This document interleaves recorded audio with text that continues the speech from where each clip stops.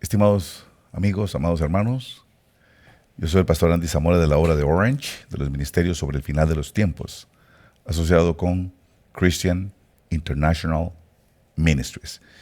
En el día de hoy quisiera compartir con ustedes un poco sobre lo que está sucediendo, un poco de lo que bíblicamente podemos entender en cuanto a los fenómenos que ocurren hoy en la tierra. Y estoy viendo el libro de Lucas. Si usted tiene acceso ahí a su Biblia, usted puede ir al capítulo 17 del libro de Lucas y mirar un par de versos que son importantes contemplarlos en días como los que están pasando en este momento ahorita.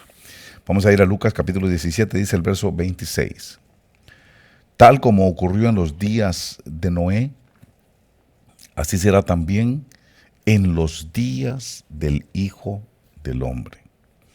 Comían, bebían, se casaban y se daban en casamiento hasta el día en que Noé entró en el arca. Y vino el diluvio y los destruyó a todos. Fue lo mismo que ocurrió en los días de Lot. Comían, bebían, compraban, vendían, plantaban, construían. Pero el día en que Lot salió de Sodoma, llovió fuego y azufre del cielo y los destruyó a todos. Lo mismo acontecerá el día en que el Hijo del Hombre sea revelado. Padre, bendice tu palabra y dame la gracia para compartir lo que has puesto en mi corazón. Para tu gloria y tu honra. Amén. En el libro de Primera de Corintios, en el capítulo 10, el apóstol Pablo nos da unas instrucciones que podemos aplicarlas a lo que estamos leyendo de los días de Noé y de los días de Lot. Dice en el capítulo 10, Primera de Corintios 10, verso 11. Estas cosas les sucedieron. Dice, estas cosas les sucedieron como ejemplo y fueron escritas como enseñanza para nosotros, para quienes ha llegado el fin de los siglos. Para quienes ha llegado el fin de los siglos. O sea, eso está hablando con nosotros, con usted y conmigo. Estas cosas sucedieron, dice, como ejemplo. Pero me dice, y fueron escritas. Y fueron escritas con un propósito. Dice, como enseñanza para nosotros, para quienes ha llegado el fin de los siglos. Todo lo que está escrito aquí tiene un propósito didáctico, tiene un propósito de enseñanza. Por eso, a la hora de leerlo, debemos ir un poco despacio. Dice, tal como ocurrió en los días de Noé. Dice, así será también en los días del Hijo del Hombre. Dice, comían y bebían. Cuando nosotros hablamos, a veces que nos ponemos a hablar de la Biblia, a veces las personas que hablan les falta un poquito de conocimiento de las expresiones hebreas, ¿verdad? Como por ejemplo, no verás la desnudez de tu padre. Y la gente piensa que es que seguro lo están viendo sin ropa. No entienden que la expresión quiere decir tener relaciones sexuales. Como cuando los hombres de Sodoma y Gomorra le decían a Lot, saca a esos hombres para que los conozcamos. Entonces una persona indocta lo que hace es pensar que seguro quería que lo sacaran para saludarlo, darle la mano y alguna cosa así, un saludo, ¿verdad? No sabe que lo que querían era tener relaciones sexuales. Es igual aquí. Cuando dice, comían y bebían, está hablando de los placeres. Comer y beber, los que conocen un poquito de simbología profética, se dan cuenta que lo que está hablando es de los placeres de la carne. El comer nos da placer. La lengua es algo que nos produce, nos lleva el placer a la lengua, perdón, al cerebro, nos lo lleva, le da unos mensajes al cerebro, le manda algunas instrucciones al cerebro, y a uno le gusta la comida, a uno le encanta la comida y la bebida. Está hablando del placer de la carne. Dice que los hombres se casaban hablando de lo mismo, todos los placeres de la carne. Las relaciones sexuales, dice ahí, dice, se casaban y se daban en casamiento hasta el día en que no entró al arca. O sea que la gente en realidad estaba desarrollándose o desarrollando su cultura y desarrollando su devenir de la vida de la manera normal que ellos la concebían, así, con sus placeres, con sus gustos, con sus cosas, y en lo que menos estaban pensando era en que iba a haber una destrucción. Dice que ahí, dice, será como los días de Noé. Y al ver lo de los días de Noé, y es lo que quiero reflexionar con usted un poquito ahora, vamos al libro de Génesis y vamos a ver en el capítulo 6 del libro de Génesis a qué se está refiriendo el Señor Jesús. ¿Qué es lo que quiere llamarnos la atención? Y usted mira que aquí en el capítulo 6, Dios toma la decisión de destruir a la humanidad. ¿Por qué? Porque desde el verso 1 en adelante, usted ve que dice, aconteció cuando los hombres comenzaron a multiplicarse sobre la faz de la tierra, y les nacieron hijas. Los hijos de Dios, estos son seres angelicales, ángeles, los hijos de Dios. Usted se acordará en el libro de Job, en el capítulo 1 de Job, no recuerdo el verso, pero donde dice que todos los hijos de Dios vinieron a reunirse con el Señor, ¿verdad? Y entre ellos venía Satanás, ¿verdad? Y le preguntó dónde andabas y le dijo, de recorrer la tierra y andar por ella, ¿verdad? Bueno, esos son los hijos de Dios a los que se refiere aquí. Son seres angelicales. Dice, los hijos de Dios vieron que las hijas de los hombres eran hermosas y tomaron para sí de entre todas las que les gustaban. Entonces el Señor dijo, no condenará mi espíritu. Entonces hubo ahí una mixtura de simientes. Por eso, en el verso 4, como resultado de esa unión de simientes, de esa perversión de simientes, dice el verso 4, y había gigantes en la tierra en aquellos días, y también después, cuando los hijos de Dios se unieron a las hijas de los hombres, y ellas les dieron a luz hijos. Estos son los héroes de la antigüedad, los hombres de renombre. Verso 5, y el Señor vio que era mucha la maldad de los hombres sobre la tierra, y que toda intención de los pensamientos de su corazón era solo hacer siempre el mal. Es increíble que a usted y a mí nos haya tocado vivir en estos últimos días. A mí me parece asombroso haber oído tanto predicador que decía y hablaba del apocalipsis, y uno decía, pobrecita la gente que le toque vivir eso. Pero ahora usted y yo nos estamos convenciendo que a nosotros nos está tocando vivir eso. Somos nosotros los que estamos lidiando ahorita con una generación como esta, exactamente en estas condiciones. Una generación cuyo pensamiento solo y exclusivamente es hacer el mal. Y no estoy pensando solamente en situaciones, digamos, de homosexualismo o de depravaciones sexuales. Mire usted en qué condición estamos. No se puede salir a la calle. Y no solo por el coronavirus. No se puede salir a la calle porque uno no sabe en qué momento un loco sale con pistolas matando a la gente. Mire usted cómo un hombre se para en el Freeway 91 de California, en la ciudad de Corona, y empieza a dispararle a los carros que pasan por placer, por deporte, nada más, ¿verdad? Mire usted cómo en el Freeway 55 de California, estos días, hace 2-3 días atrás, por un road rage, ¿cómo se llama? Por un pleito que hubo en la carretera, que uno se le adelantó al otro, se sacaron la mano y se hicieron señales y un montón de cosas, y uno sacó una pistola y mató un niño inocente que iba dentro de un carro. Esa es la maldad de que estamos hablando. Mira las matanzas, todos los días hay matanzas, todos los días hay masacres. Esto no va a parar porque estamos en esta misma condición. Eso sin hablar de la depravación sexual, sin hablar de la depravación moral que está viviendo la humanidad. Estamos en los últimos días y mucha gente pensó que no la iban a pasar.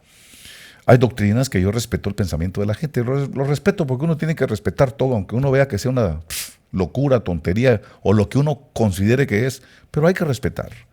Como nos dijeron que no íbamos a estar aquí, como llevaron a una iglesia a no estar preparada para enfrentarse a esta situación. La iglesia no está preparada. Lamentablemente, esas doctrinas se oyen muy bonito, se escuchan muy bonito. La gente, ¿sabe por qué se oyen bonito? Porque eso es lo que quiere la gente. La gente quiere vivir mediocremente el evangelio, pero que Dios lo salve. Y por eso es que esa doctrina del rapto pretribulacionario es tan popular. Pero mire, estamos aquí, todavía están esos mismos predicadores que están diciendo que no vamos a pasar la tribulación. Aquí mismo están ahorita. Usted los está oyendo ahí, usted los escucha tratando de justificar tratando de tapar el sol con un dedo, tratando de decir que no está pasando lo que está pasando. Pero no nos pueden engañar, ya estamos aquí. Como dijo un hombre, todavía estamos aquí. ¿Sí? Ahí está el espíritu del anticristo y ellos diciendo, no lo vamos a ver, no vamos a pasar la tribulación, pero la realidad nos indica lo contrario. Y contra la realidad, ¿cómo batalla uno contra la verdad y contra la realidad? No se puede. Mire qué importante que nosotros aceptemos. Esta es la generación a la que está refiriéndose. Y no quiero tocar ahorita las depravaciones sexuales porque las vamos a tocar más adelante. Todo lo que está ocurriendo, la violencia. Mire lo que dice, la violencia. ¿Usted sabe lo que es? Porque se le adelantó en el carro a alguien a uno, sacar una pistola y matar un niño. Se necesita tener un corazón de bestia. Se necesita tener un corazón criminal. Se necesita estar en una condición, ¿qué le voy a decir? No inhumana para poder hacer una cosa así. Matar a una persona solo porque se le adelantó en el carro. Y usted oye las matanzas. Usted oye que llega un hombre a la ciudad de Orange, ahí cerca del círculo de la ciudad de Orange, los que conocemos, le echa candado para que no se escape nadie, se mete. Cuando empieza a matar gente, la gente quiere huir y no pueden porque él le había echado candado de antemano, ya lo había pensado. Por eso dice aquí, era mucha la maldad de los hombres en la tierra. Y que toda intención de los pensamientos de su corazón era solo hacer siempre el mal. Esa es la condición de hoy. Esa es la condición del hombre de los últimos días. Estamos pasando con el hombre de los últimos días. Nos tocó que bailar con la más fea, aunque no querramos. Pero para algo nos escogieron. El hecho es que aquí estamos y que hay que enfrentar esta situación. ¿Cómo? Primero tenemos que reconocer que para eso nos escogió el Señor. Escogidos, dice, y qué lindo se siente, somos los escogidos de Dios, nada más que no nos dijeron para qué. Somos los escogidos, y yo me acuerdo del cantito ese, yo soy el escogido, sí, pero dígame para qué fuimos escogidos. Fuimos escogidos para estar dando el mensaje de Dios en medio de una generación perversa y terrible. Por ahí comencemos por aceptar la realidad. Pero aceptando esa realidad, aquí vemos que dice el verso 6, apliquémoslo, dice que esto quedó escrito aquí como enseñanza para nosotros. Dice que esto fue escrito para la generación del fin de los siglos. Qué interesante, no dice del fin de siglo, dice del fin de los, en plural, el fin de los siglos. La palabra siglo en griego es aión, es un aión, una eternidad. Es el tiempo que dura en desarrollo desde que nace hasta que termina toda una creación. Una eternidad, eso es un aión. A eso es lo que le llama siglo. Bueno, dice que es para nosotros los de los últimos siglos. Somos nosotros. Entonces, vamos a leer esta enseñanza y tratar de aprender de ella, porque ahí dice que para eso fue escrito. La razón que fue escrito en este libro, en la Biblia, es porque para que quede de enseñanza para nosotros, como ejemplo para nosotros, como una parábola, como un cuentito que dice en pequeñito lo que va a pasar en la realidad. Bueno, aquí dice, y le pesó al Señor haber hecho al hombre en la tierra y sintió tristeza en su corazón. Dios estaba triste por lo que estaba sucediendo. Entonces, aquí hay algo importante, y es que cuando viene Dios y habla con Noé, le dice en el verso 13, entonces Dios dijo a Noé, he decidido poner fin a toda carne, porque la tierra está llena de violencia. Todo lo que está sucediendo ya había sido anunciado. Mire lo que yo estoy hablando de la violencia. Cómo llega una persona, agarra un rifle y sin ninguna razón, sin ningún motivo, simplemente porque quiere practicar tiro al blanco, se va a la carretera, al freeway le decimos nosotros, y empieza a disparar. ¡Pau! Aquel Tim Marín de Dopingüe, ¡pau! A este otro, ¡pau! Al otro, solo por practicar. No le importa si mata a alguien ahí ni nada, porque ese es el hombre de los últimos días, la violencia. Mire, asesinar a un niño inocente. Asesinar a un niño inocente. Esa es la condición en la que estaba la gente de ese tiempo y es la condición que estamos viviendo nosotros el día de hoy. Entonces, cuando usted ve que el Señor Jesús nos dice en el libro de Lucas capítulo 16, en el verso 26, que así serán los días del Hijo del Hombre, serán como los días de Noé, serán como los días de Lot. Entonces tenemos que pensar y trasladar esto y decir, esto es lo que va a suceder, esto es lo que me está enseñando. Cuando Él dice, será como los días de Noé y los días de Lot, entienda que esos son los días en los que Dios determina la destrucción de la humanidad. Cuando usted ve qué es lo que puede provocar que Dios destruya la humanidad, que Dios destruya al hombre, ¿qué es lo que puede provocar? Bueno, si quiere saber qué es lo que provoca eso, mire qué pasó en los días de Noé y mire lo que pasó en los días de Lot. Porque son los únicos días en que Dios utiliza así un juicio para destruir el universo, o sea, universal, un juicio universal, un juicio que destruye a toda la humanidad, a todo el planeta lo van a negar. ¿Ok? Entonces, entendamos eso. Estos días de Noé y estos días de Lot me enseñan las razones por cuales Dios toma la decisión de destruir la humanidad. Entonces yo tengo que ir a ver qué fue lo que hicieron. Porque cuando yo entienda qué hicieron ellos y yo el día de hoy vea si están haciendo lo mismo los de hoy, entonces quiere decir que va a venir el juicio. Y esto va a ver, el Señor dice, porque toda la tierra está llena de violencia por causa de ellos. Y aquí voy a destruirlos juntamente con la tierra. Y ya sabe que le dio orden a Noé que hiciera un arca. Pero qué interesante. Dios manda el diluvio y le dice a Noé, antes de que empezara a llover, le dice, hágase un arca de ciprés.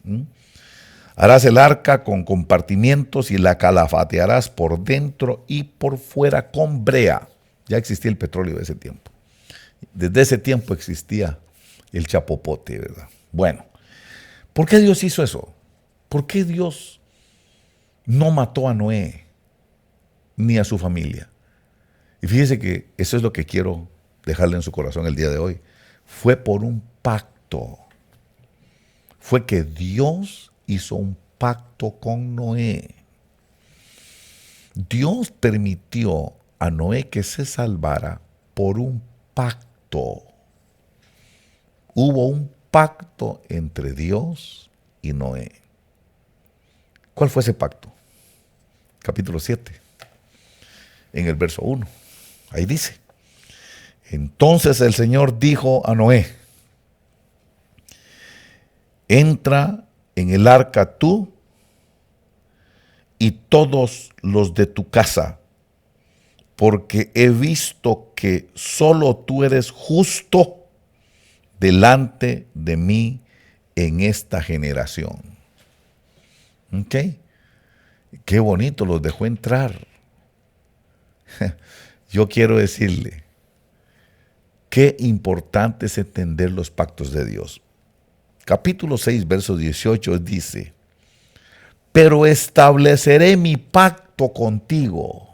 Ahí viene el pacto. Estableceré mi pacto contigo. Entrarás en el arca tú y contigo tus hijos, tu mujer y las mujeres de tus hijos. Ese fue el pacto.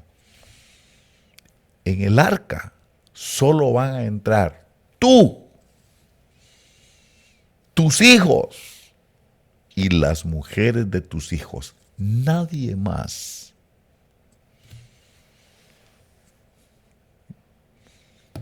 Nadie más se va a salvar. Nadie más se va a salvar. ¿Por qué? Porque dice el capítulo 7, verso 1, que ya leímos, que solamente Noé era justo. Dice: entonces el Señor dijo a Noé: entra en el arca tú y toda tu casa, porque he visto que solo tú eres justo delante de mí en esta generación. Esa fue la razón. Noé, pregonero de justicia. Sí, él predicó. ¿Quién le hizo caso? Ninguno de la otra generación. Solo su casa. Nada más. Entonces, yo quiero que usted vea qué importante es que entienda que el pacto de Dios para salvar a Noé era porque él era justo delante de Dios en esa generación. Y ese pacto le permitió a Noé salvar su familia. Fue por el pacto, mire, ahí lo tiene usted, Génesis capítulo 6, verso 18. Pero estableceré mi pacto contigo, y entrarás en el arca tú y contigo tus hijos, tu mujer y las mujeres de tus hijos. Tus hijos. Ya usted sabe, después le dice: y de todo ser viviente, de toda carne, meterás 2 de cada especie en el arca para preservar la vida. Ve, incluyó a los animales. Salvar a los animales. Una pareja de cada animal, pero no a la gente. A los demás no. Por la razón de la justicia. Entonces, usted y yo podemos sacar de enseñanza. Lo mismo en los días de Lot. Si vamos a los días de Lot, ¿quién fue la única familia, las únicas personas que se salvaron en Sodoma y Gomorra? Por eso el Señor Jesucristo nos está diciendo que se murieron todos. Dice todos. No sé si se acuerda cuando leímos Lucas capítulo 17. Lucas capítulo 17. Y ahí, mire, quiero que lo buscamos un momentito, porque a veces un poquito se nos olvidan las cosas que nos enseñan. Dice: tal como ocurrió en los días de Noé, así será también en los días del Hijo del Hombre. Dice, verso 27, comían, bebían, se casaban, se daban por casamiento, hasta el día en que Noé entró en el arca, y vino el diluvio, y dice, y los destruyó a todos. Todos los que no tienen pacto con Dios. Todos los que no han pactado con Dios. Qué interesante es eso. Igual, dice verso 28, fue lo mismo que ocurrió en los días de Lot. Dice, comían, bebían, compraban, vendían, plantaban, construían. Pero el día en que Lot salió de Sodoma, dice, llovió fuego y azufre del cielo. ¿Y qué dice? Y los destruyó, no dice algunos. Dice, y los destruyó. Otra vez dice, a todos. No se salvó nadie de Sodoma y Gomorra. Los únicos que se salvaron fue la familia de Lot. Y usted sabe que el ángel viene, los apremia que salga, sale la familia de Lot, salen corriendo. Usted conoce la historia. La esposa de Lot vuelve a ver para atrás y le empieza a doler. Ella estaba apegada a las costumbres de Sodoma y Gomorra. Le gustaba cómo vivían, cómo se vivía en Sodoma y Gomorra. Cuando vuelve a ver atrás, usted sabe que bíblicamente lo que significa es anhelar aquello, desear aquello, y por eso se convirtió en sal. Pero note en todo momento, el propósito es la familia. El pacto es la familia. Quiero llevarle a eso. ¿Por qué? Porque fue lo mismo que dice aquí. La enseñanza nos deja clarísimo que el pacto con Dios y Noé era que Dios iba a permitir que se salvara su familia. Igualmente podemos deducir que eso fue lo mismo que pasó con Lot. Por eso yo quiero ponerle a usted, cuidado, yo quiero que usted observe que ese es el pacto. Tiene que haber un pacto. Para que uno se salve de un juicio como este, tiene que haber un pacto. Tiene uno que haber pactado algo con Dios para que Dios le permita a uno salvarlo a uno, pero también salvar la familia. ¿Qué es lo que está sucediendo el día de hoy? Parece como que no hemos entendido. Parece que no nos hemos dado a meditar. ¿Por qué Dios permitió esta pandemia? Como me dijo una hermanita, es que Jesús tiene las llaves de la muerte y del Hades. Sí, eso precisamente me da la seguridad de que nadie se muere si el Señor no lo permite. Por alguna razón lo permite. Esto me da la certeza de que Satanás y el espíritu de muerte no pueden hacer nada si el Señor Jesús no se lo permite, porque Él tiene las llaves de la muerte y del Hades. El coronavirus, eso me da la certeza y eso me enseña y me da la convicción de que el coronavirus no está haciendo lo que quiere. No está matando a gente porque a él se le ocurre. El coronavirus no ha matado gente porque quiere matarlo. No, si el coronavirus ha matado gente y ha matado gente cristiana o disque cristianos, es porque Jesús, el que tiene las llaves de la muerte y del Hades, se lo ha permitido. Si nosotros aceptamos que la muerte, si nosotros aceptamos que el coronavirus tiene la potestad de matar al que le da la gana y hacer lo que le da la gana, tendríamos que aceptar entonces que Jesucristo no tiene poder, que Jesucristo no tiene las llaves. Pero si Jesucristo tiene las llaves y esto que está pasando, quiere decir que es porque Él se lo permitió.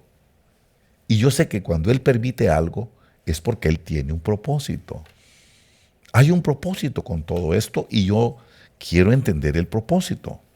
Quiero entender por qué por qué Dios permite esto. Yo estoy convencido que la iglesia, por lo menos no lo han enseñado. Por lo menos yo no he oído una enseñanza de alguien. He oído comentarios, pero como ya yo sé que los comunistas no comen chiquitos, hay cosas que a mí no me convencen, que yo creo que son estas explicaciones que no vienen del Señor. Miren, el coronavirus nos forzó a hacer cosas que si no hubiera sido que está el coronavirus no las hubiéramos hecho. Hay cosas importantísimas que tenemos que entender. El coronavirus nos obligó a encerrarnos en la casa. Nos obligó a meternos con la familia. Esto me hizo recordar un poquito cuando el ángel de la muerte llegó a Egipto Dios dio la orden, métanse en cuarentena, váyanse a la casa, agarren un cordero limpio y van a hacer un sacrificio en su casa, en su hogar, con su familia. Es más, si hay una familia que es muy chiquitita, pueden unirse a una familia más grande, pero siempre habló de familia. Por eso Noé salvó la familia, Lot salvó la familia, en Egipto salvó la familia. La familia. Y entonces las familias sacrificaron un corderito para celebrar la Pascua, el paso del ángel, la Pascua. Y pasó el ángel de la muerte y no tocó las casas, entre comillas, las familias de los israelitas. La familia, eso es lo que quiero decirle. No se dio cuenta que Dios nos obligó a nosotros a darnos una encerrona con la familia. Y la gente protestando, y los cristianos protestando en contra del propósito de Dios. No queremos ir al templo. No. Que nos den la libertad. Y en el fondo no están entendiendo lo que Dios quería hacer. Por eso no es asombroso lo que pasa aquí en los Estados Unidos. Ahora que estábamos viendo las estadísticas, la gente que ha muerto, más o menos unos 300, un poquito más de 300,000 americanos evangélicos, cristianos, murieron. Yo sé que mucha gente murió porque no lograron entender el mensaje de Dios. Mucho apóstol ya está con el Señor, no porque le tocaba, sino porque no lograron entender el mensaje de la familia. No lo lograron entender. La familia es lo que Dios va a salvar. La familia es lo que Dios preserva. La familia es lo que Dios pacta. Pacta la familia. Yo, aquí le está diciendo, estableceré mi pacto contigo y entrarás en el arca tú y contigo tus hijos, tu mujer y las mujeres de tus hijos. Y después los animales. Los demás, no. Tú. Mi pacto es contigo y con tu casa, con tu familia. Imagínese a Lot diciendo, pero ¿cómo, Señor? ¿No nos vas a dejar ir allá afuera, al templo? ¿No nos vas a dejar ir al edificio? Imagínense Lot discutiéndole a Dios. Por eso yo sé que aunque suene feo lo que yo le digo a mucha gente, y lamento mucho que algunos de ustedes hayan perdido familiares por el coronavirus, pero yo necesito decirle la verdad a usted. Hay gente que protestó por este asunto, que no entendió. Lo que quería Dios era que nos encerráramos todos acá, pero la religiosidad, los mandamientos de hombre, las doctrinas de hombre, los preceptos hechos por los hombres eran más importantes para el hombre que lo que Dios quería hacer. Por eso en Estados Unidos tenemos más de 300,000 muertos de coronavirus. 300,000 muertos. La Biblia no dice cuántos israelitas murieron por las plagas. Me imagino que había muerto alguno. Me imagino yo que no todos no era 100% todos humildes o obedientes con Moisés. No dice la Biblia cuántos murieron, pero sí dice la Biblia que ni a Moisés, que representa a los pastores, que representa a los obispos, que representa a los apóstoles, que representa a los profetas. La Biblia dice que Moisés no quedó infectado con las plagas, ni Aarón, que representa el sacerdocio, que representa a los que le sirven a Dios, los que hablan en nombre del Señor, los que operan los altares. Entonces, ¿por qué murieron pastores? ¿Por qué murieron obispos? ¿Por qué murieron profetas? ¿Por qué se murieron tanto salmista, cantantes, tanto siervo del Señor? Sinceramente, yo sé que es que no entendieron. Yo sé que mucha gente no entendió. Y tal vez, digo yo, para no querer ofender a mucha gente, tal vez algunos se murieron porque ya les tocaba, ya le tocó el número de sus días, tal vez le tocó en la pandemia el número de sus días. De hecho, en la pandemia mucha gente murió de cáncer, ¿m? Mucha gente murió de otras enfermedades. Pero hay enfermedades que las provocó la pandemia. Hubo neumonías que mataron a la gente, pero producto de la pandemia. Hubo gente que murió por los riñones, ataque de la pandemia. Por órganos que estaban afectados por la pandemia. Tal vez no murieron de coronavirus exactamente, pero murieron por algo que provocó el coronavirus. Gente que estaba enferma digamos, de hepatitis, gente que estaba enferma porque tenían problemas en los riñones o tenían problemas en los pulmones. Se murieron porque el coronavirus atacó los órganos débiles. Ya oyeron al doctor Fauci, ya lo escucharon decir que él vive como una parábola, él vive como un cuento, y es que el coronavirus piensa y toma decisiones. Es interesante, ¿verdad? Yo creo que es importante que entendamos esto. ¿Por qué? Porque vamos a hablar un poquito de la vacuna. Es importante que usted vea que no se infectó ni Moisés ni Aarón. ¿Por qué se nos murieron tanta gente cristiana? ¿Por qué se nos murió tanto pastor? Tanto apóstol. ¿Qué pasó? Bueno, lo que sucedió yo creo que fue que no entendieron el mensaje. Había que ir al encierro. Toda cosa tiene su tiempo, dice Eclesiastés. Este era tiempo de buscar a Dios en familia. Los últimos días van a ser tiempos de buscar a Dios en familia. Los días de Noé, los días de Lot, y yo le diría los días de Moisés, los días de la Pascua. ¿Qué era la Pascua? El paso. Y no es el paso Texas, no. Es el paso del ángel de la muerte. El paso del ángel del juicio. Cuando pasa el ángel del juicio, tenemos que estar en familia. Ese es el pacto que tiene con Noé. Ese es el pacto que tuvo con Lot. Ese es el pacto con Moisés en la Pascua. Dígales que vengan todos a sus casas. Van a matar un cordero y van a poner la sangre en los postes y en los dinteles.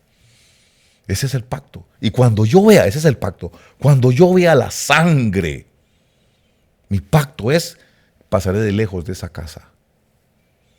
Pero si no hay pacto, va a entrar a la casa y se va a matar, va a haber matazón. Hermano, qué tremendo que haya gente que haya ido a la iglesia y no entendieron. Eso es terrible. Por eso, ¿será como los días de Noé? Familia. ¿Será como los días de Lot? Familia. ¿Será como los días de Egipto allá con Moisés? Familia. Así será. Tenemos que entender el mensaje que nos mandó Dios con la pandemia. Dios nos quiere en familia. Sí, podemos ir al templo, podemos ir al edificio, pero Dios lo que quería era que la familia se reuniera. Entonces esa es una de las cosas que aprendí, o que aprendimos. Dios nos quería en familia. Y qué necios, qué tercos, qué duros de cerviz. Nunca entendieron el mensaje. Otra cosa importante, la adoración. Todos dicen que son adoradores en espíritu y en verdad, pero no pueden adorar si no están en el edificio. Qué terrible no comprender la falta de una buena enseñanza, la falta de una sana doctrina. Por eso tenemos en Estados Unidos más de 300,000 cristianos víctimas del coronavirus. el no haber entendido, ¿no? Y mire usted qué tremendo pleito por la mascarilla. Mire usted qué terrible la necedad. ¿Ah? Todos los evangélicos, no se ponga mascarilla, no usen mascarilla. El que usa mascarilla es porque no tiene fe. Sí, terminaron en el cementerio. Terminaron en el cementerio muchos por eso. Ahí andaban, Black Lives Matter, sin mascarilla. Ahí andaban, Proud, o no sé qué, los Proud Boys esos, promoviendo que no se pusieran mascarilla. Y mire cómo terminaron. Más de 300,000 muertos. Esto fue una masacre. Esto fue una masacre dentro de la misma iglesia. La pregunta es, ¿habrá mandado Dios esto para que lo sufra la iglesia o para que lo sufra el mundo? Entonces, ¿por qué lo sufrió la iglesia? Porque fue una iglesia que se comportó como el mundo. Plano. Entonces, yo estoy aprendiendo que en estos últimos días Dios quiere que yo salve mi familia. Que yo esté con mi familia. Ahora que lo hemos entendido, que la verdad es que ahora puedo entender por qué es que está sucediendo todo lo que sucede en esta sociedad. Hemos venido hablando estos últimos días acerca de ese movimiento nuevo que hay, que se llama pansexualismo. Ese movimiento que hay entre los jóvenes de ahora, la generación Z, la famosa generación Z, que dicen que no son ni hombre ni son mujer, que no le digan ella ni le digan él.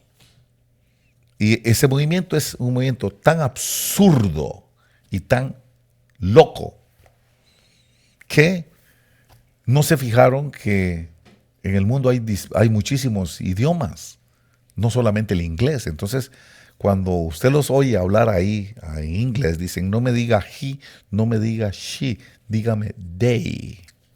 Usted sabe que they quiere decir esos. Lo que pasa es que en inglés no tiene género. Es neutral, es neutro. They es neutro en inglés, pero en los otros idiomas no es neutro.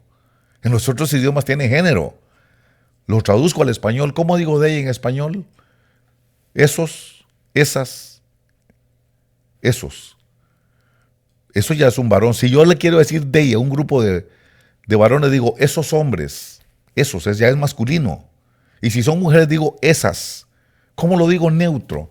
¿Sabe cómo hay que decirles? Cosa. Ey, cosa.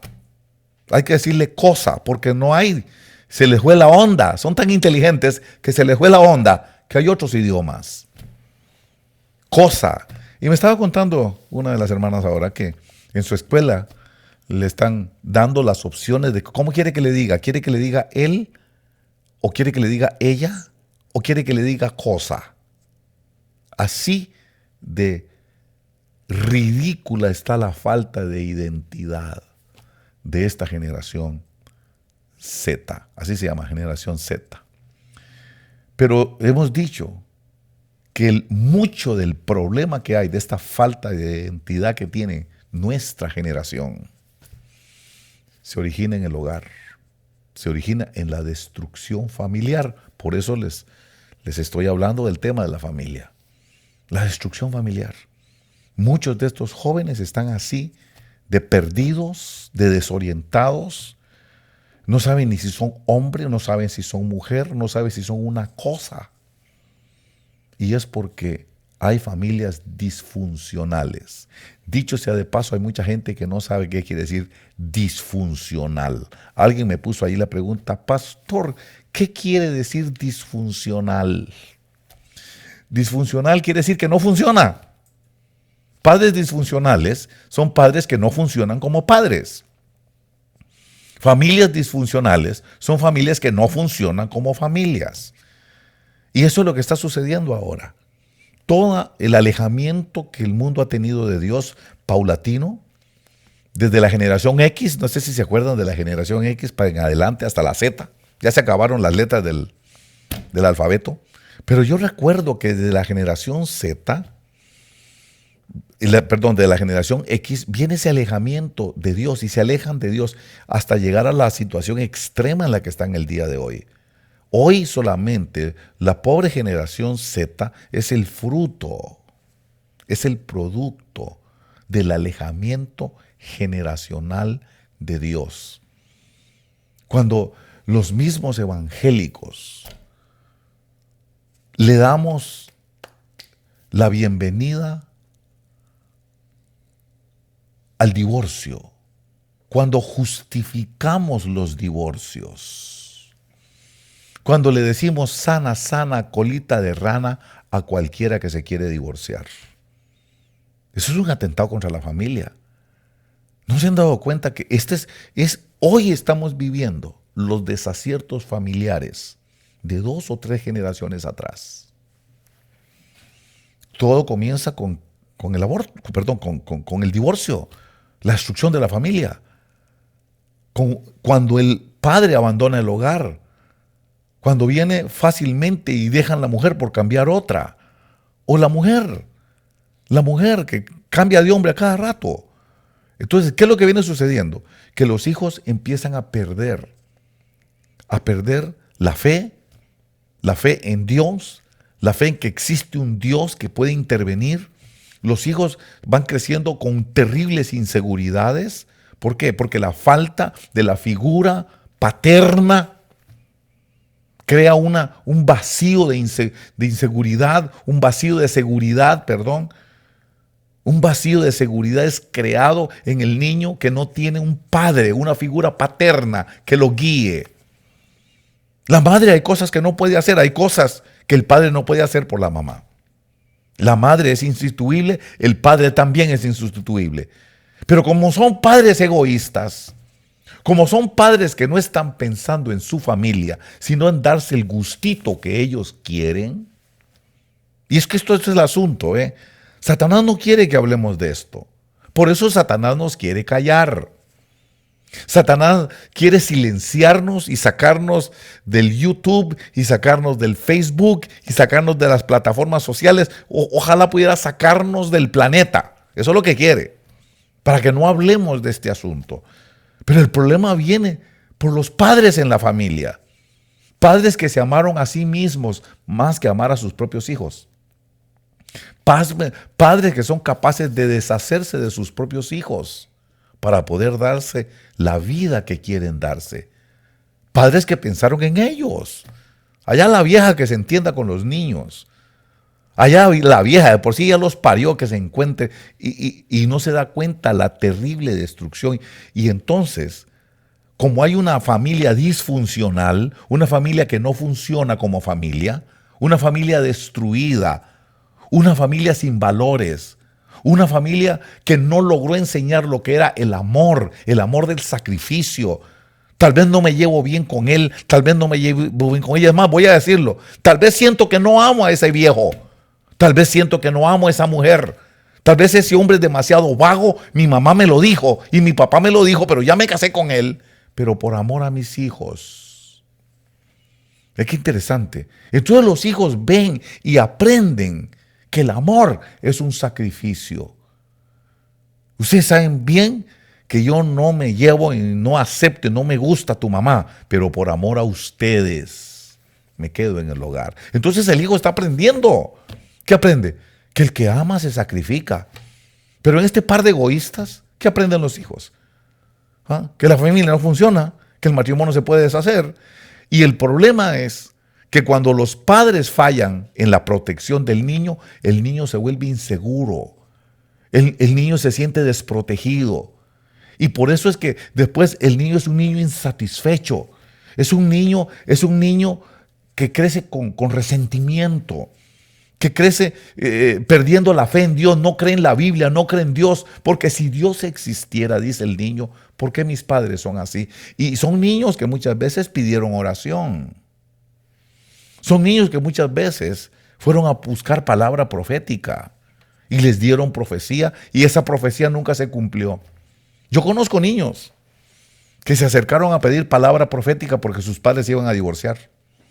Y les dijeron, ay, Dios les va a dar otra vez. Y resulta que se divorciaron. Entonces, los niños pierden la fe. Y por eso es que empiezan a cortarse. Perdón, en las escuelitas evangélicas hay maestros a quienes sus hijos se cortan las venas. ¿Y sabe por qué se cortan? ¿Sabe por qué se cortan ellos? Porque no son felices. ¿Por qué? Porque se quieren hacer daño a ellos mismos. Porque Satanás los engañó, haciéndolos sentir placer, haciéndose daño a ellos mismos. ¿Qué es lo que hacía el endemoniado gadareno? ¿Qué hacía el gadareno? ¿Qué es lo que hacía? Dice que agarraba piedras y se pegaba él mismo. El endemoniado gadareno se hacía daño él mismo. Y ese es el demonio. O sea, son hijos endemoniados los que se cortan. Y a veces, ¡ay! Los niños, sí, el suyo, ¿cómo anda? ¿Cómo anda el suyo? La familia. Eso es lo que Dios quería. Dios quiere que le pongamos atención a la familia. Perdón, y yo lo digo, Dios utilizó la pandemia para encerrarnos a la brava y encerrarnos a la fuerza. Pero mire, insatisfechos. Ay, aquí estamos encerrados. Y empezaban a pegarle a la mujer. Y empezaban a pegarle a los hijos. ¿Qué clase de cristianos, hermano? No entender lo que Dios quería. Imagínense que se hubiera comportado así Israel cuando lo mandaron, enciérrese. Agarren un cabrito y lo van a sacrificar para que celebren la Pascua y que se hubieran rebelado. Imagínense que cuando les dice Noé a sus hijos, hay que ir al arca, y dijeran que no, nosotros queremos ir allá afuera. Ese es lo que yo quiero decirle. Miren, esta pandemia ha enseñado quiénes son los verdaderos adoradores. Los adoradores en espíritu y en verdad. Si usted lo lee conmigo despacito, estoy hablando del libro de Juan. En el libro de Juan, en el capítulo 4, vamos a recordarlo textualmente.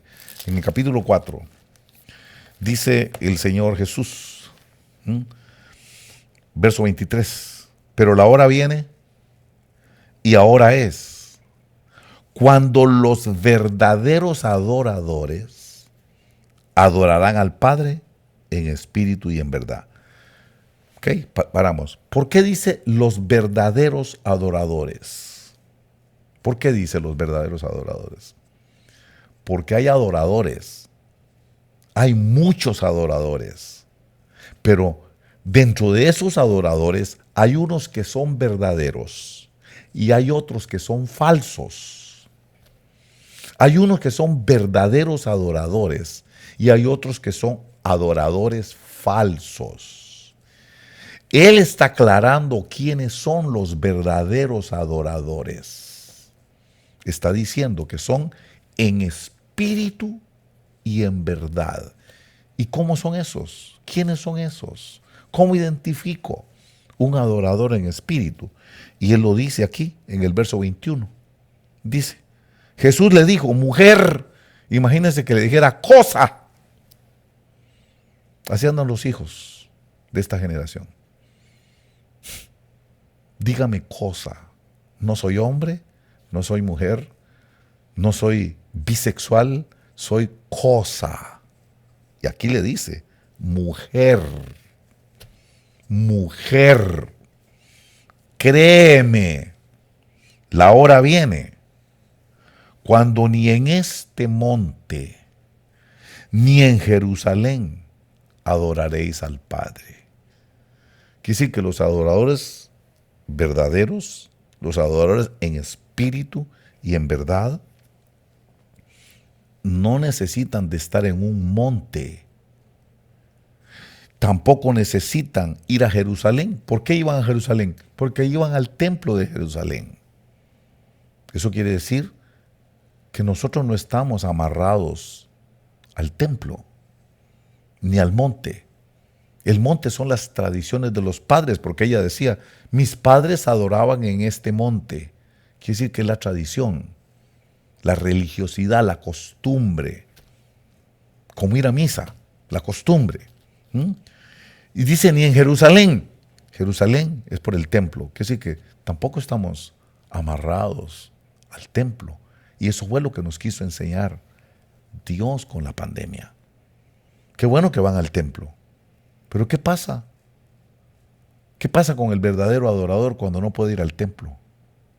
¿Deja de sentir gozo? ¿Deja de adorar a Dios? ¿Deja de sentir la presencia porque no está en el templo? Como si el templo tuviera la exclusividad de tener la presencia. No, es porque lo que están viviendo es una religión. Lo que están viviendo es un engaño. Lo que están viviendo es un emocionalismo y solamente se emocionan cuando están en el templo en medio de la bola. Son montoneros. Esos son cristianos montoneros. Los sacas del montón y ya no sienten la presencia. Los sacas del templo y ya no sienten la presencia. Los sacas del edificio y ya no sienten la presencia.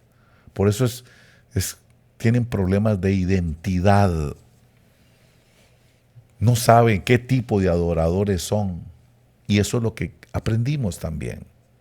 Miren, ahora estamos con el problema de la pandemia, pero no hemos aprendido de la pandemia. Quiero explicarle algo.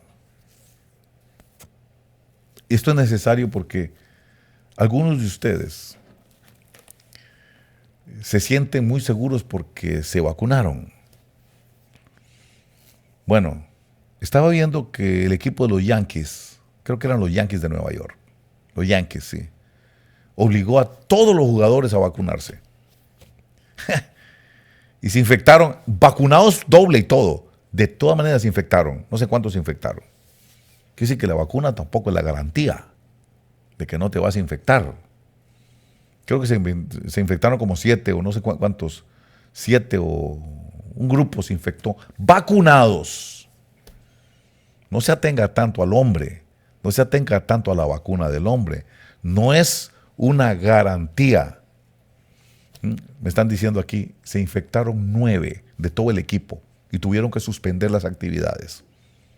El equipo de los Yankees de Nueva York. Todos, por ley, y como los patrones. Muchos patrones van a querer obligarlos a que se vacunen. Como que fuera garantía. Bueno, pero por lo menos es algo. Quiero decirle, yo no estoy en contra de la vacuna. Nada más le quiero explicar algo. Téngame paciencia, le voy a explicar algo. Es importante que yo hable este tema, ya que me están haciendo tantas preguntas. En esto de la vacuna, yo le voy a decir, ya se sabe que que el coronavirus fue creado. A estas alturas, ya lo habíamos dicho nosotros en alguna oportunidad. El anterior jefe de la CDC dijo, mi opinión personal es que la vacuna fue hecha. Que el coronavirus fue hecho. El coronavirus fue hecho. Fue elaborado en un laboratorio. Ahora todo apunta. El doctor Fauci sale diciendo, ayer o antier, un día de esto, hace poquito, 2 días atrás, sale confirmando de que él también piensa que el coronavirus fue fabricado en Wuhan. Y ya para que Fauci diga una cosa de esas, tiene que estar demasiado seguro para que él declare algo. Bueno, la vacuna, sinceramente, así como le estoy diciendo esta verdad, no se deje engañar. La vacuna no es la marca de la bestia. Por favor. La vacuna no tiene el chip famoso. No hay chip en la vacuna. La vacuna no tiene agentes ahí para que le afecte la descendencia. No, eso no es. El problema de la vacuna seriamente es otro. El problema de la vacuna es que están experimentando con nosotros. Ese es el verdadero problema de la vacuna. Ahora se están dando cuenta que tiene efectos secundarios. Acuérdense que yo le expliqué en un programa que una cosa eran los efectos secundarios y otra cosa muy diferente son los eventos adversos. Yo le expliqué que los efectos secundarios es lo que se sabe que va a pasar con la persona, que le va a doler y se le va a poner rosado ahí. Esos son efectos secundarios. Que se va a sentir enfermo tal vez por un día, un par de días, se va a sentir enfermo, efectos secundarios. Eventos adversos es otra cosa diferente. Es lo que no esperaban que iba a pasar, que no sabían que eso podía suceder. Y ese es el problema. No han tenido el tiempo suficiente para para poder estudiar qué eventos adversos puede provocar ninguna de las vacunas, ninguno de los compuestos de la vacuna. Entonces, yo no estoy en contra de la vacuna, yo me voy a vacunar, todavía no, por supuesto que todavía no, pero me voy a vacunar. Cuando yo vea que ya le equilibraron algo a la vacuna, entonces me voy a vacunar.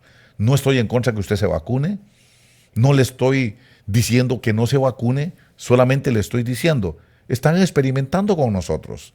Tal vez le vaya bien, pero puede ser que le vaya mal, a muchos les ha ido mal. Hay jóvenes ahorita que están teniendo una especie como de ataque al corazón, le está dando taquicardias. ¿Eso qué son? Eventos adversos, porque eso no era parte de los, ¿cómo se llama? De los efectos secundarios. Eso no era parte de los efectos secundarios. Eso ya son eventos adversos. Eso no pensaron que iba a suceder. Y es porque no han tenido tiempo de probar la vacuna.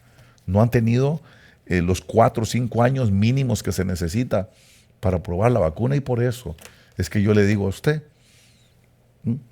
si se va a vacunar, porque lo pueden obligar en el trabajo a vacunarse, ore por la vacuna. Dígale, yo no me vacuno si usted no me deja orar por la vacuna. No me la dejo poner si usted no deja que yo ore por la vacuna. Y ore por la vacuna. Agarre la vacuna. ¿No? Aquí tengo una vacunita pequeña yo. Aquí. Agarre el vasito. Agarre el vasito de la vacuna. Dígale, sí, déjeme orar. Póngaselo en la mano. Padre, en el nombre de Jesús, bendigo esta vacuna y en el nombre de Jesús profetizo. Beberán cosa mortífera y no les hará daño. Ahora sí, póngamela. Yo todavía no me la pongo. Yo voy a dejar que todavía se mueran algunos por ahí.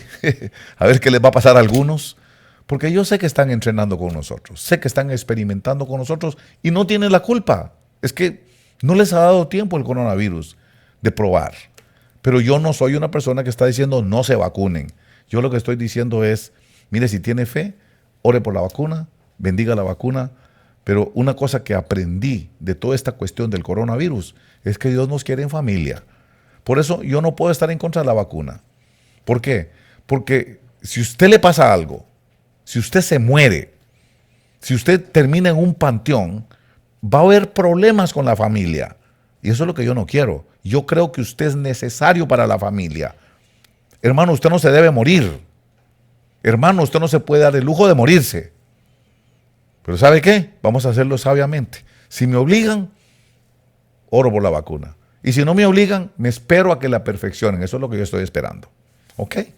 Por eso yo digo, mire, yo he orado por gente que tenía coronavirus. Dios lo sabe. Y Él nos ha guardado. Él nos ha guardado. Por eso es importante que nosotros entendamos que lo que Dios quiere es que cuidemos nuestra familia. Ese es el punto con el que quiero terminar. Yo creo que es importante que entendamos el mensaje que Dios nos ha mandado. Dios quiere salvar la familia. Dios quiere que tú salves tu familia. En los últimos días, la familia va a ser atacada. Por eso usted vio que vinieron en las generaciones anteriores el divorcio, el adulterio, vino todo un ataque contra la familia. El hombre se volvió demasiado liberal. El hombre se volvió que no le importaba la familia, no le importaba el divorcio, no le importaba cuántos hijos dejaba tirados. Y ese es el producto que tenemos ahora, una generación tan terriblemente falta de identidad. No saben quiénes son, no saben qué es lo que quieren, no saben qué es lo que buscan. Una generación sin propósito. Qué pena. Pero ¿sabe qué? Dios tiene pacto contigo. Si Dios tiene pacto contigo, vas a salvar la familia. Está bien que hay que hablarle la palabra de Dios a un montón de gente, pero ¿sabe a quiénes son los primeros que tenemos que convencer? A nuestra propia familia, a nuestros propios hijos. Yo no quiero dejar pasar la oportunidad de hablarle a mi familia, de decirle, mira, hoy estamos aquí porque Dios nos ha guardado hasta el día de hoy. Yo estoy hablando con ustedes hoy porque Dios me ha guardado. Ustedes han visto, hijitos, los ataques que han venido sobre el ministerio. Ustedes mejor que nadie saben la verdad de lo que nos ha pasado a nosotros como familia y como ministerio. ¿Y quién cree que es el que nos ha sacado adelante? ¿Ah? ¿Quién se imagina usted que nos ha sacado adelante? ¿Por qué estamos aquí? ¿Por qué ahora que te vas a graduar? ¿Por qué ahora que tú estás estudiando? ¿No te has fijado tú que posiblemente otros ministerios no hubieran resistido el ataque tan terrible que vino sobre nosotros como familia y como ministerio? ¿Y qué cree que me sacó adelante? ¿Quién cree que nos ha sacado a nosotros adelante? Dios. Eso es lo que quiero decirles. Ellos tienen que ver eso. Ellos tienen que ver que el que nos ha sacado adelante es el Señor. Eso quiere decir, oh, Dios tiene un pacto con mi papá. Dios tiene un pacto con mi abuelo. Dios no nos va a dejar tirados. Dios no nos va a dejar abandonados. Y si le cumplió a él, también me va a cumplir a mí. Pero eso los hijos tienen que verlo. Imagínense, ¿qué puede aprender un hijo de una familia divorciada? ¡Qué terrible! Pues yo les digo, yo vengo, todavía estoy ministrando y yo voy a ministrar gente que se quiere divorciar. No saben lo que están haciendo. No entienden lo que están haciendo. Están destruyendo la familia, pero el problema es que al destruir la familia, están destruyendo el pacto con Dios. Mire, al destruir la familia, están destruyendo el pacto. Dios quiere salvar la familia y ellos llegan, me divorcio, no aguanto a ese hombre, no aguanto a esa mujer. No están ni pensando en sus hijos. ¿Quién piensa en los hijos? Ve, hoy, ¿quién piensa en los hijos? ¿A quién le importan los hijos hoy? A nadie. Son la generación Z. ¿Qué le importan los hijos? Nada. A los únicos que le importan los hijos son los que tienen pacto con Dios. Oiga lo que le estoy diciendo ahora. Si tú estás pensando divorciarse, mejor piénselo. Mejor piénselo.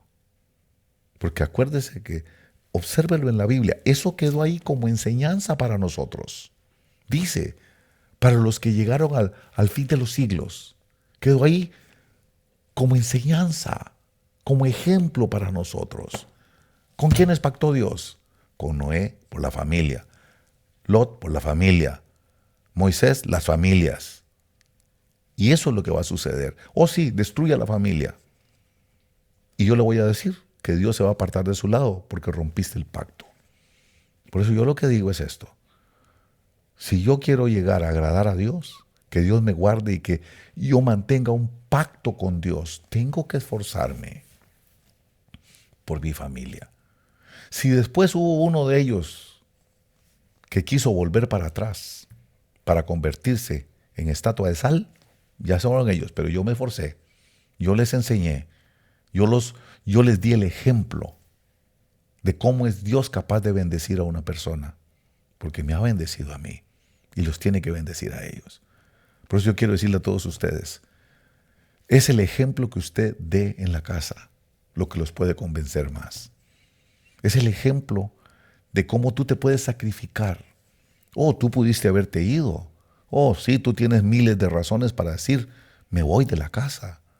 Pero el hecho de que te hayas sacrificado y hayas amado tanto a esos hijos, que te negaste a ti mismo, eso le enseña a ellos que el amor es una entrega, que el amor es un sacrificio, que el que ama se sacrifica. No vamos a dejarla tirada a la casa. Yo he sido testigo de mirar esas cosas, de mirar a un hombre que dice, ya no aguanto más, y da la vuelta y se va y no volvió a aparecer nunca más en la familia. Yo he visto eso, yo he sido testigo de esas cosas. Usted no debe hacer eso, porque miren ahora, andan lamentándose, sin Dios y sin esperanza, no son bendecidos. ¿Ah? La bendición de Dios se apartó de ellos, nunca dejaron la mediocridad. Siguen, dime de lo que presumes y te diré lo que no tienes. ¿Por qué? Porque rompieron el pacto con Dios. Qué cosa terrible no entender eso. El pacto de los últimos días, por eso dice, será como los días de Noé, será como los días de Lot. Y yo le agrego, será como los días de Moisés en Egipto. La familia. Guarda tu familia, dedícate a tu familia, saca a tu familia, conversa con tus hijos, habla con tus hijos. Los últimos días van a ser días para la familia. Y eso fue lo que nos quiso obligar el coronavirus. ¿Saben qué? Dedíquese a la familia. Dediquémosle tiempo a nuestra familia. Dediquémosle tiempo a conversar con nuestros hijos. Cuesta mucho entenderlos, claro que sí, pero lo bonito es que trates de entenderlos. Que no sigan el día de mañana esos jóvenes que no tienen identidad, esos jóvenes copiones, esos jovencitos que tienen que estar viendo qué es lo que hacen los demás para imitar a los demás, que no tienen personalidad, que no tienen definición personal. ¿Por qué? Porque vienen de familias disfuncionales, familias que no funcionan como familia, padres que no saben funcionar como padres. Dedícale tiempo a tus hijos. No solamente en la forma religiosa de hablarles de Jehová, de Dios, no. ¿Cómo vives en la casa? Que ellos vean que Dios hace milagros en tu casa. Que ellos vean que no tenías y de una manera sobrenatural Dios les dio la victoria. Entonces ellos, viendo lo que pasa en la casa, se convencen de la existencia de Dios, de que Dios ha pactado, que Dios protege, que Dios bendice, que Dios ayuda, que Dios es real. Por eso, cuando baja el arca, lo primero que hace Noé, poner un altar. Y qué interesante. Después le doy el verso, búsquelo. Lo primero que Noé hace, cuando bajan las aguas y el arca baja y se sale del arca, lo primerito que Noé hace es hacerle un sacrificio a Dios. Darle gracias a Dios por haber salvado su familia. Eso es lo que tenemos que hacer. Espero, hermano, que usted haya entendido el mensaje. Que nos dediquemos a la familia. Que nosotros dediquemos tiempo a los hijos. Que nosotros hagamos el sacrificio de negarnos a nosotros mismos por nuestros hijos. Eso es lo que Dios espera. Quizás sea la mejor enseñanza. La negación de nosotros mismos por ellos, por nuestra familia. Muchas gracias, hermanos. Y que el Señor les bendiga abundantemente. Estimados amigos, amados hermanos, yo soy el pastor Andy Zamora y vengo ahora a presentarles nuestro primer libro formal que hemos producido, que se llama Logos, la luz de la palabra. Estas son las doctrinas fundamentales de la fe cristiana. Se supone que esto es todo lo básico que un cristiano debe saber. Quiero hablarle también a los pastores, a los maestros que están con nosotros en las diferentes obras y decirles que este va a ser nuestro libro guía para la enseñanza básica. Quiero sugerirles que no se equivoquen. No es exactamente la misma enseñanza. Cuando usted lo lea, léalo por favor, se va a dar cuenta de que está mejorado, de que está amplificado, que tiene cosas que van a ser de una gran bendición para todos ustedes. Este libro también nos va a ayudar a unificar la visión ministerial, a unificar el trabajo que el Señor nos mandó a hacer como ministerio. Todos vamos a estar en la misma página, en la misma enseñanza.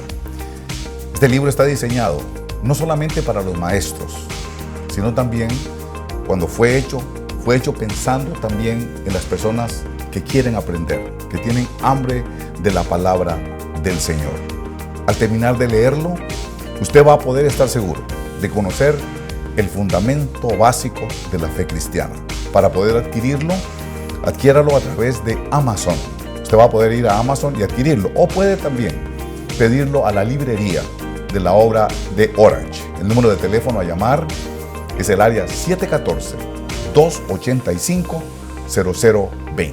Aquí se los presento sabiendo que estoy poniendo delante de ustedes un material que va a ser de gran bendición, no solo para los maestros, sino para todo aquel que tiene el deseo y el propósito de aprender las bases fundamentales de la fe cristiana. Gracias, hermanos. Que el Señor les bendiga. No temas, no desaliente tu corazón, porque yo, el Señor tu Dios, estaré contigo. No temas de la peste de destrucción, con mis alas te cubriré, soy tu refugio. Y aunque pases por valles de sombra, contigo estaré. Escúchame, hijo mío. Y donde quiera que marchen tus pies, nunca más tú tendrás que temer, yo te cuidaré. Te rodeará, te cubrirá.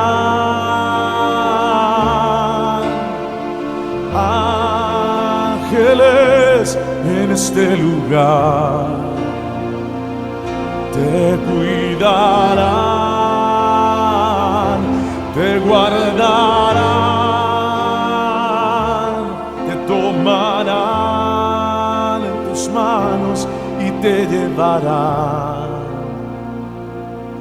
Te rodearán, te cubrirán, cubrirán tus alas. Ángeles en este lugar te cuidarán, te guardarán, te tomarán en sus manos y te llevarán.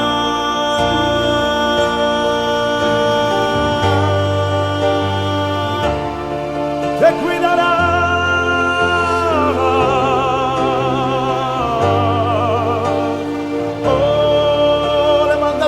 Y adora a Dios que te cuida.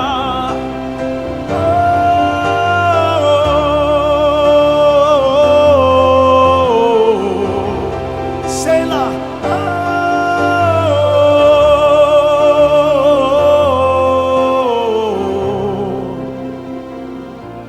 Hay ángeles en este lugar.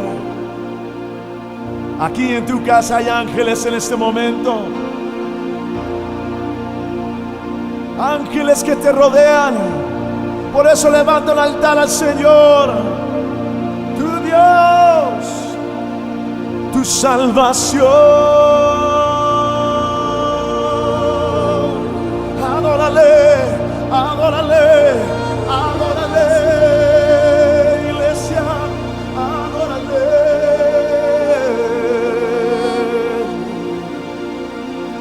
Dile aleluya.